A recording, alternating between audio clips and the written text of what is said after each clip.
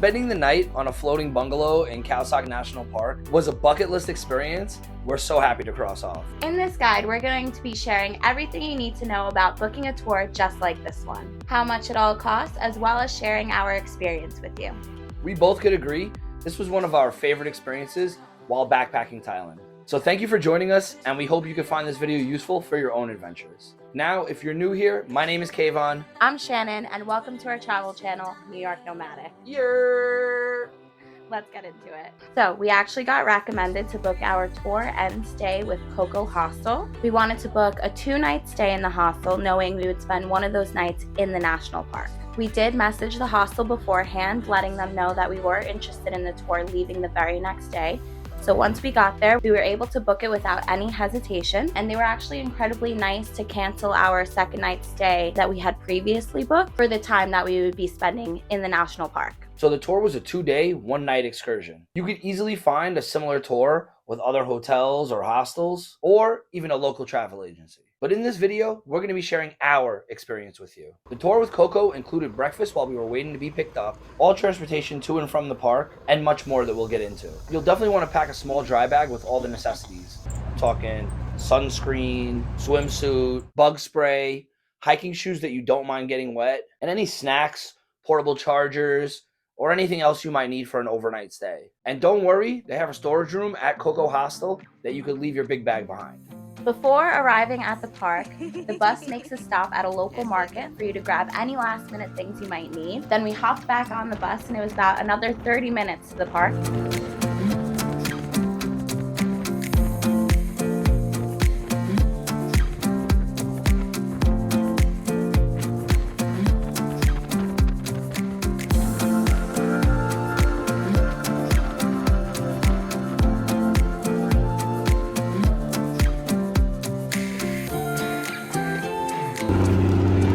Baby, where we at?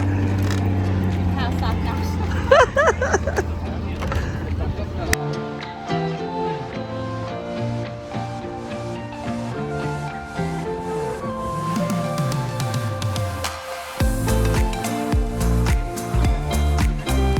After wowing basically the entire morning, we finally made it to the famous floating bungalows.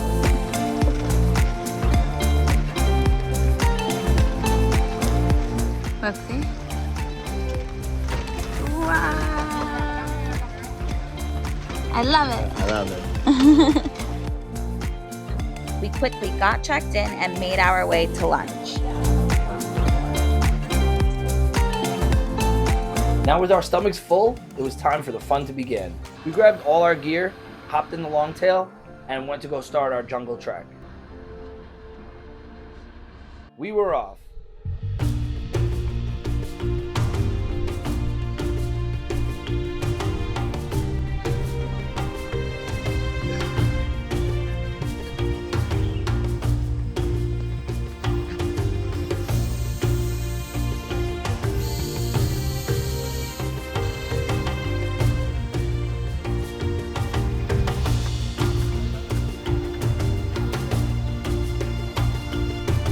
About an hour in, and only a few slippery slopes later, we were able to finally take a break and catch our breaths. The guide handed out headlamps and told us it was time to enter the cave.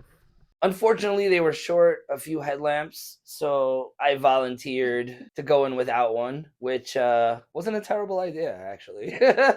You didn't get to see any of the scary stuff. I was just relying on the light from her and the girl in front of me.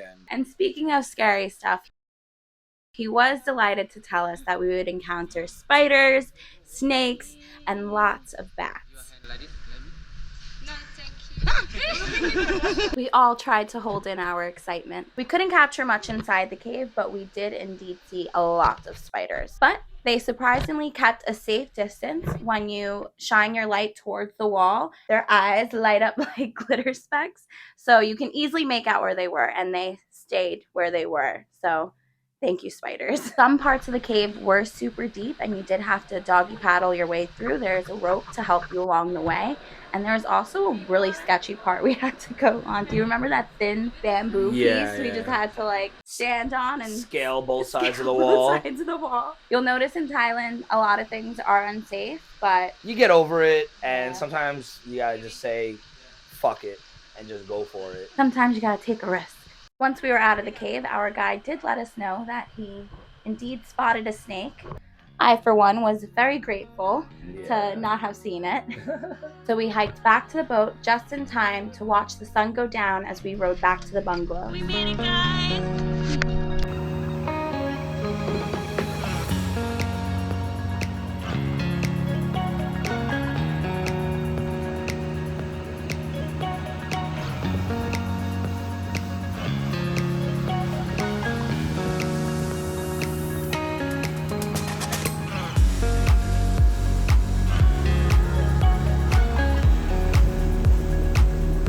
After, it was time for dinner. We had another delicious, but this time very deserving dinner. After chowing down, we decided we weren't quite ready for bed yet, so we busted out a few changs and the Uno cards and actually got a huge game of Uno started. I think there was about 10 of us. Oh, yeah. It got really intense, but once we decided the universal rules, it was all fun and games. Around 10 p.m., they do close the dining area, but we moved the party over to our bungalows to spend the rest of the night stargazing.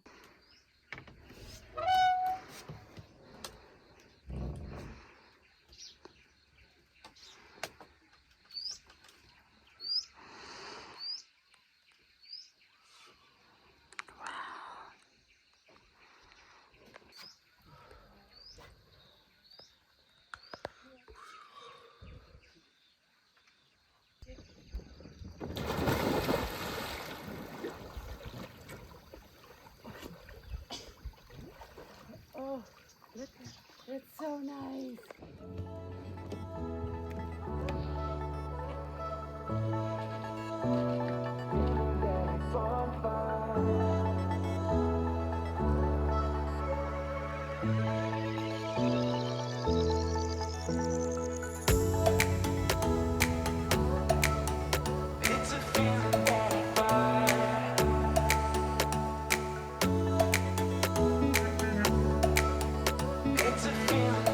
After a delightful morning swim and a delicious pancake breakfast, we got rushed back onto the boat for a morning safari.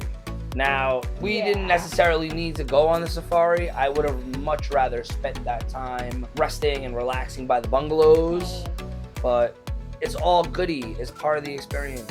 You feel me? Yeah, we did see some monkeys, I think, and we did get some good pics with the morning sun. Then we headed back and we were given a couple hours to use the kayaks and paddle boards freely. And this is where we created the magic of this video.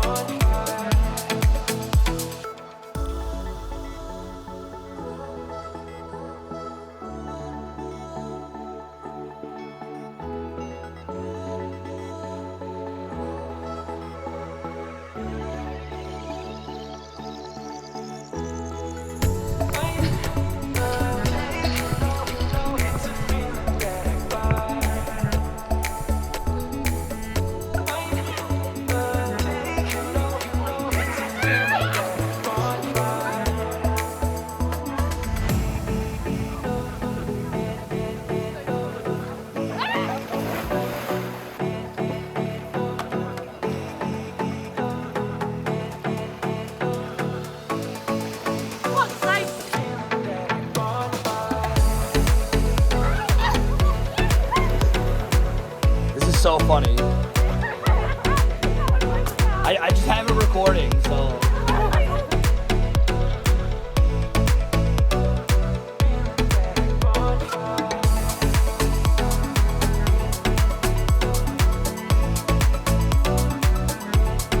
What seems like a short couple of hours was actually a ton of fun, but sadly it was time to pack up and head back to the mainland. We did stop at some cool rock formations for an extra look at the park's gems.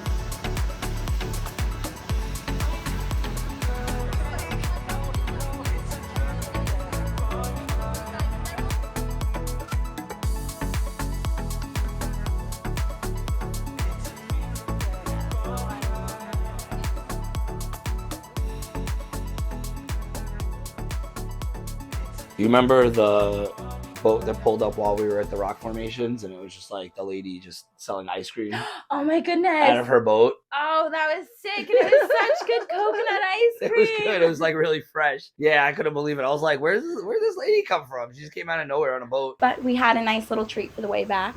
Before we knew it, we were back at our hostel. Like we said earlier, this tour was by far one of our favorite experiences to look back on. We couldn't recommend Coco Hostel enough. Would you believe this whole tour cost us $100 each? We were also able to easily book our onward travel with them. Everything at this hostel was done with ease. Between the helpful staff, great food, comfortable beds, and amazing tours, honestly, what more could a backpacker want or need? If we weren't on a schedule, I think that second night at Coco after the tour would have been nice. There's so much more to do in the area, and not to mention the beds were really comfortable. Oh yeah. But after all, the journey must continue. Which brings us to our next place in the video, Krabi. We got up to a lot here, so subscribe and stay tuned. Thank you guys so much for joining us today, and we'll catch you in the next one.